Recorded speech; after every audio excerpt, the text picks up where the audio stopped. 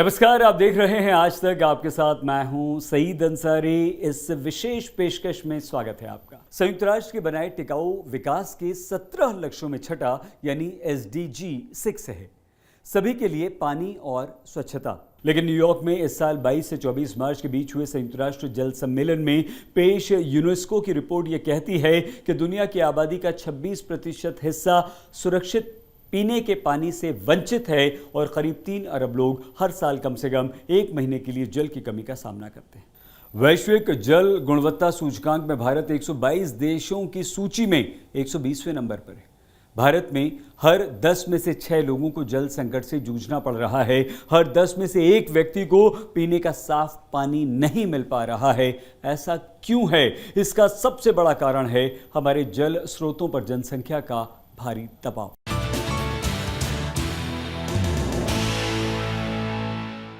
Mobius foundation के साथ India today group का अभियान विराम एजेंडा सस्टेनेबिलिटी इस दिशा में प्रभावी उपाय करने के लिए सामूहिक प्रयास और प्रतिबद्धता की जरूरत का एहसास कराता है। तो आज के शो में हम जनसंख्या वृद्धि और जल प्रदूषण में आपसी संबंध और इनके दूरगामी परिणामों को समझने का प्रयास करेंगे।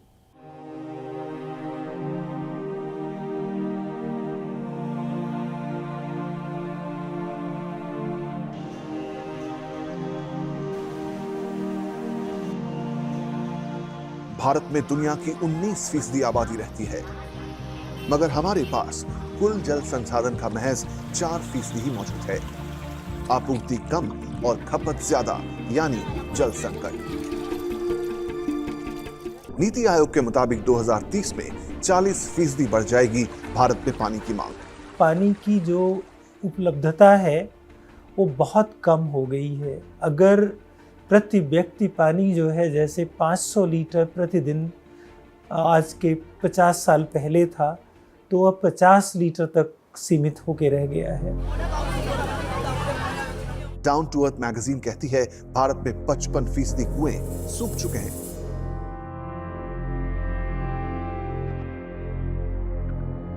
% ग्रामीण परिवार नल के पानी से महरूम हैं। वाटर एड की रिपोर्ट के मुताबिक देश के 12% लोग तो डे जीरो वाले हालात झेल रहे हैं। जैसे जैसे जनसंख्या बढ़ती जाएगी वैसे वैसे जल मांग बढ़ता जाएगा। और ये बहुत इंपॉर्टेंट है समझना कि हम इस जल का जो है दक्ष उपयोग करें, जिसको कहते हैं वाटर एफिशिएंट यूज़ करें।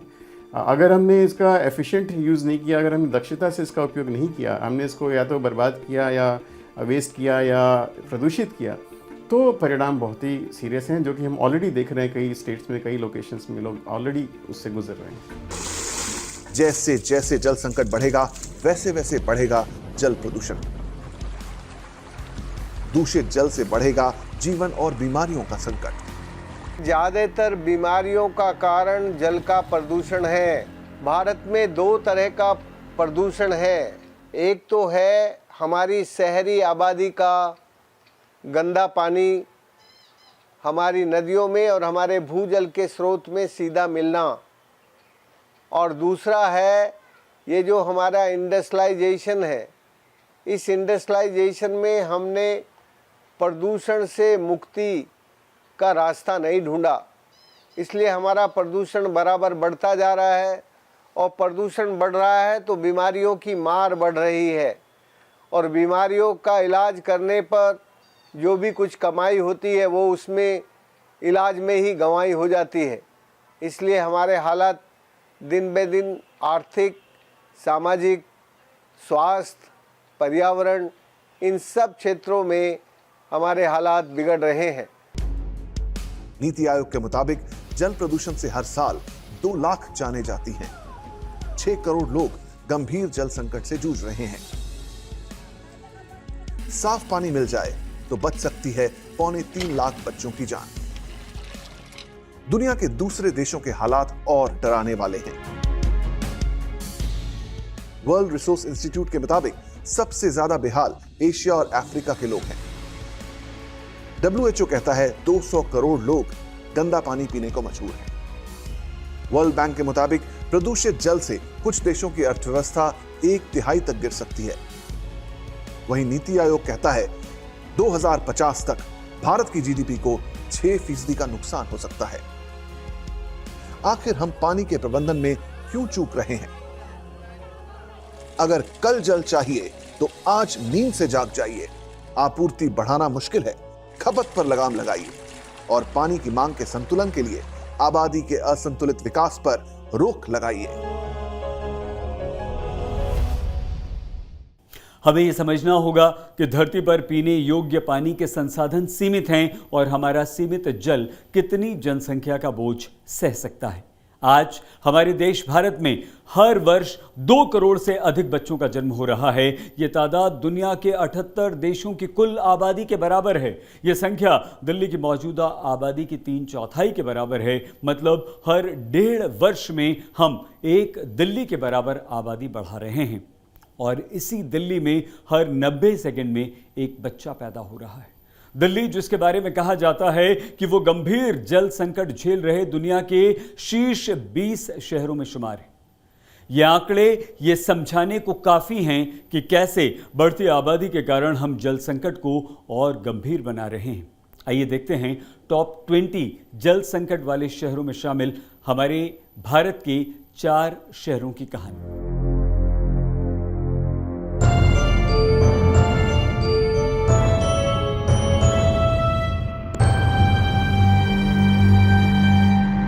भारत में जल का संकट जनजीवन पर गहराता जा रहा है। साल 2018 में नीति आयोग के एक अध्ययन के मुताबिक जल संकट से जूझ रहे दुनिया के 400 शहरों में से टॉप 20 में 4 शहर भारत के हैं। इन 4 शहरों में चेन्नई पहले, कोलकाता दूसरे, मुंबई 11वें और दिल्ली 15वें नंबर पर है। जल संकट के मामले में चेन्नई और दिल्ली जल्द ही दक्षिण अफ्रीका के शहर केप टाउन बनने की राह पर है। संयुक्त जल प्रबंधन सूचकांक के अनुसार देश के 21 शहर जीरो ग्राउंड वाटर लेवल पर पहुंच जाएंगे, यानी इन शहरों के पास पीने का खुद का पानी भी नहीं होगा, जिसमें बेंगलुरु, चेन्नई, दिल्ली और हैदराबाद जैसे शहर शामिल हैं, जिसके चलते 10 करोड़ लोगों की जिंदगी प्रभावित होगी। दुनिया की दूसरी सबसे बड़ी आबादी वाले शहर दिल्ली में अंधाधुंध शहरीकरण से घट रहे हैं जल स्रोत। वर्ल्ड रिसोर्सेज इंस्टीट्यूट इंडिया के एक अध्ययन में पाया गया है कि जल स्रोतों में कमी साल 2000 में 1216 वर्ग किलोमीटर से बढ़कर वर्ष 2015 में 1961 वर्ग किलोमीटर हो गई। ऊपर से दिल्ली से होकर बहती यमुना में हरियाणा के उद्योगों का अनुपचारित केमिकल और सीवेज बहाया जा रहा है। हालात ये हैं कि यमुना में अमोनिया का स्तर रिकॉर्ड 8 ppm तक पहुंच गया है, जबकि दिल्ली के वाटर ट्रीटमेंट प्लांट्स की क्षमता ही 1 ppm तक के पानी को साफ करने की है।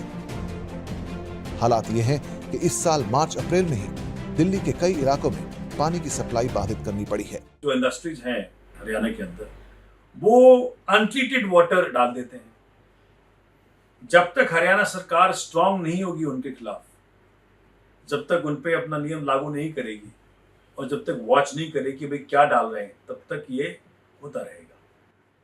हाँ, जहां तक हमारे अपने घर में तैयारी की बात है, तो ऑनरेबल सीएम ने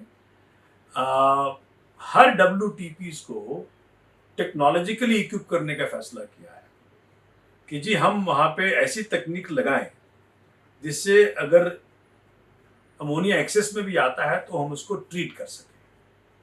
तो वो जिस WTP पे ऐसी संभावना होती है, हो रही है पीछे, तो उस जल बोर्ड को कहा गया है इस बात को इवैल्यूएट करने के लिए कि कौन सी तकनीक वहाँ पे लगाई जाए उस WTP के ऊपर, जिससे कि एक्सेस में जब अमोनिया है तो उसका भी हम देखभाल कर लें। साल 2000 से 2015 के बीच 10 शहरों में की गई वर्ल्ड रिसोर्सेज इंस्टीट्यूट इंडिया की स्टडी बताती है कि दिल्ली के 5 सबसे बुरे हालात हैदराबाद, कोलकाता, बेंगलुरु, मुंबई और चेन्नई के हैं। वहीं भारत में ग्रामीण इलाकों में जल संकट की गंभीर समस्या के कारण ग्रामीण जनसंख्या पहले से आबादी की मार झेल रहे शहरों की ओर पलायन करने को मजबूर है, जिससे शहरों में अनियंत्रित जनसंख्या का बोझ बढ़ता जा रहा है।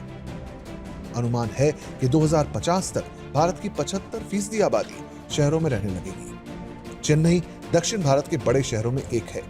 यहाँ की आबादी करीब 1.25 करोड़ है। हर साल गर्मी में हालात 2019 के जल संकट जैसे ना हो जाएं, लोगों को ये डर सताता है। ऐसा नहीं है कि चेन्नई के ऐसे हालात अचानक बने हों। वहां 2016 तक करीब 2400 एकड़ जल स्रोत गायब हो गए थे। 50% से अधिक इमारतें वर्षा जल संचयन के मुताबिक नहीं बनी हैं। खराब रखरखाव के कारण जलाशय क्षमता में 20% की कमी। अत्यधिक प्रदूषित 3 नदियों पर कोई कार्रवाई नहीं। जल निकायों की देखरेख करने वाली 3 एजेंसियों में तालमेल नहीं। मास्टर प्लान के नोटिफिकेशन में 13 साल और राज्य जल नीति संशोधन में 25 साल की देरी हुई। जब जल दूषित होता है तो नदियाँ भी दूषित होती हैं, और जब नदियाँ दूषित होती हैं तो सभ्यताएं सूखने लगती हैं, मरने लगती हैं। इसलिए हम इस मूल कारण जल के प्रदूषण को, इससे मुक्ति के उपायों को ढूंढकर इस पर काम करें। भारत में कुल पानी का 85% खेती, 10% उद्योगों और 5% घरेलू इस्तेमाल में खर्च होता है। भारत में जल प्रणाली व्यवस्थित न होने की वजह से पानी के वितरण में असमानता है। WHO के मुताबिक एक व्यक्ति को अपनी जरूरतों को पूरा करने के लिए हर दिन करीब 25 लीटर पानी की जरूरत होती है, लेकिन दिल्ली में प्रति व्यक्ति खपत 272 लीटर प्रतिदिन है, जिसकी बड़ी वजह है पानी की बर्बादी, औद्योगिक खपत और घरों में पानी के उपयोग की कोई मानक सीमा न होना।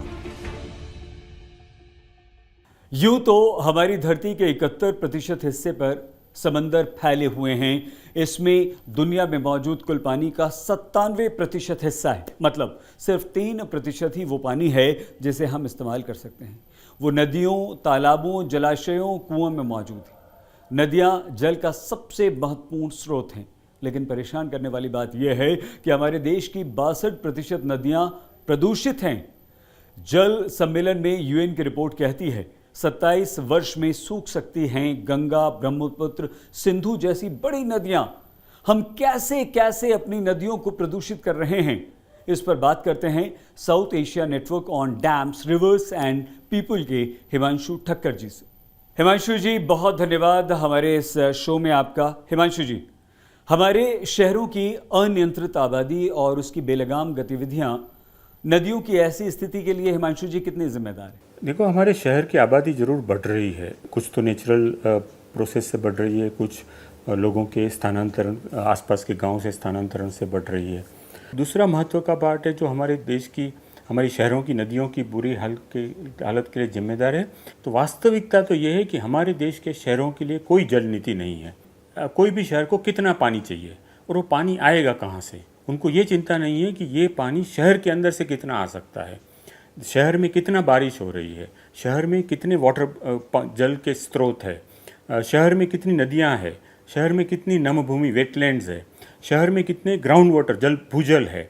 और ये सब को सस्टेनेबल तरीके से उपयोग करके शहर की पानी की कितनी उपलब्धता शहर के खुद के सोर्सेज से हो सकती है।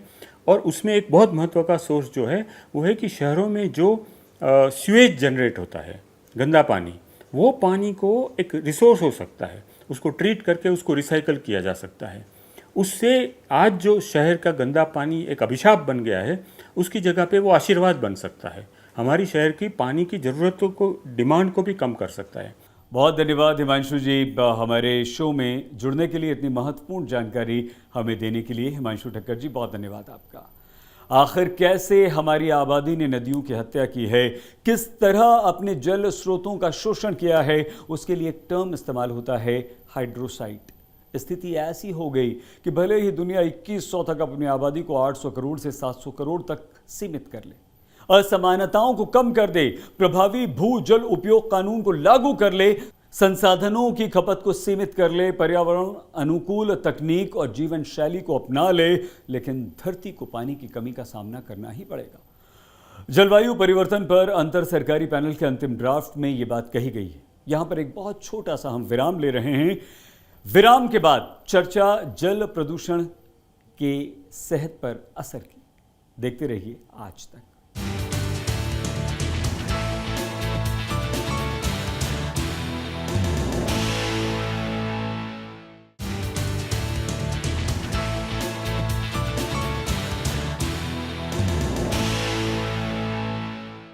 स्वागत एक बार फिर से आपका। हमारे देश भारत में पानी की उपलब्धता की बात हम करें तो 1994 में ये प्रति व्यक्ति 6000 घन मीटर थी। साल 2000 में ये 2300 घन मीटर रह गया और 2025 तक इसके घटकर 1600 घन मीटर तक रह जाने के आसार हैं। लगभग 26% दुनिया की आबादी जो है उसे पेयजल उपलब्ध नहीं है शुद्ध। भारत में ये मात्रा करीब करीब आधी आबादी को है और गांव में तो लगभग 80% गांव में पाइप्ड वाटर जिसको कहते हैं वो सप्लाई नहीं है। दूषित पानी के गंभीर दुष्परिणाम। पेरिस, लंदन जैसे यूरोपीय शहरों में जल प्रदूषण से निपटने के लिए waste water treatment, river restoration, green infrastructure तैयार करने के साथ साथ शिक्षा और जागरूकता और कानून का पालन को सुनिश्चित किया गया है। हमारे देश भारत में आखिर स्थिति की गंभीरता पर सरकार का क्या कहना है? आइए देखते हैं जल शक्ति राज्य मंत्री प्रहलाद सिंह पटेल इस मुद्दे पर क्या कहते हैं। अगर हम देखें कि जनसंख्या का घनत्व अगर इसी प्रकार से बढ़ता रहा तो आने वाले 25 साल बाद ये संकट और भी भयावह होगा और वो आंकड़ा शायद 1000 MCM पर पहुंच जाएगा पर व्यक्ति। पेरिस रेजोल्यूशन का सबने पालन किया है, हमने भी उसका पालन किया है और उसका परिणाम दिखने भी लगा है। सूरत है, नागपुर है, सीवेज के पानी को ट्रीट करने के बाद में इंडस्ट्री ने लेना शुरू किया है और हम ग्रे वाटर मैनेजमेंट के साथ में ऐसी इंडस्ट्री को या जहाँ पर अगर हमें फ्लश करना है तो फ्लश करने के लिए तो हम ट्रीटेड वाटर का उपयोग कर सकते हैं। तो इन बातों पर भारत सरकार पूरी तरह से मुस्तैद है। मैं सिर्फ एक आग्रह जरूर करूंगा आपके माध्यम से आज के दिन कि मैं ये कहता हूं कि जितना पानी एक व्यक्ति वर्ष भर में उपयोग करता है, अगर वो बरसात का पानी उतना जमीन के भीतर अपने प्रयासों से डाल दे तो हम अपनी आने वाली पीढ़ी के साथ न्याय करेंगे। इन चिंताजनक स्थितियों पर सरकार सतर्क है, लेकिन स्थिति की गंभीरता को कम करने के लिए हम भी ये कदम उठा सकते हैं। जनसंख्या को नियंत्रित करना चाहिए, घरेलू सबमर्सिबल पर रोक लगनी चाहिए, जरूरत से ज्यादा भूजल दोहन पर रोक लगनी चाहिए, तालाब और झीलों के पानी का उचित उपयोग करना चाहिए, नदियों और नालों पर चेक डैम बनाने चाहिए, नदियों के पुनर्जीवन के प्रयास होने चाहिए, दूषित जल का शोधन करना चाहिए, जल, जमीन और जंगलों का उचित प्रबंधन करना चाहिए, वर्षा जल समेटने के काम को बढ़ावा देना चाहिए, खेती में सिंचाई के लिए ड्रिप और स्प्रिंकल प्रणाली को बढ़ावा देना चाहिए, कृत्रिम रिचार्ज तकनीक का उपयोग करना चाहिए, टिकाऊ मास्टर प्लान बनाना चाहिए, स्थानीय सरकारों को सशक्त करना चाहिए और भरपूर निगरानी तंत्र विकसित करना चाहिए। इन उपायों में जो सबसे महत्वपूर्ण है वो है जनसंख्या के दबाव को कम करना। सरकार, कॉरपोरेट घरानों, NGOs, हम आप सब मिलकर अनियंत्रित जनसंख्या विकास पर विराम लगाने के लिए प्रयासरत होने चाहिए। हम फिर हाजिर होंगे एक नए विषय के साथ। आप प्लीज अपना बहुत ख्याल रखिएगा। देखते रहिए आज तक।